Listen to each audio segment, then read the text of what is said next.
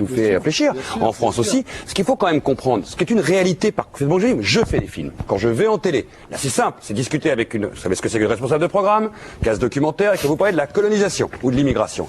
Sur l'immigration, on vous donne un budget 3 fois plus petit. Ça, c'est de la discrimination directe. Donc on vous dit, ça va pas être cher le film. C'est sur les immigrés. Les images coûtent moins cher puisque c'est des immigrés. Ça, vous avez déjà vu une image Chalina qui coûte moins cher parce que c'est des immigrés? Mais on n'a pas besoin de peindre. Ça fait voilà, en moins. on me l'a demandé. C'est ça que je peux les raconter. On m'a demandé de coloriser des images dans un film parce que ça faisait un peu triste l'histoire de l'immigration. De les coloriser, ça donnerait un peu de couleur. Et quand vous travaillez sur la colonisation, on vous dit, oh là là, il faudra la cure de directeur de chaîne, ça va être problématique, on va montrer des crimes super complexes. Non, conclusion, ça fait 30 ans que nos citoyens, nos concitoyens, les téléspectateurs n'ont pas vu à 20h45 ou à 20h50 un grand documentaire dans ce pays, à part sur la guerre d'Algérie, mais c'est une guerre, c'est pas un processus colonial. C'est-à-dire s'il n'y a pas un Nuremberg à Nuremberg, il n'y a pas la possibilité pour un enseignant d'enregistrer une cassette et de la montrer à ses élèves. Il n'y a pas de moyens de production audiovisuelle dans ce pays pour une auto-censure des médias.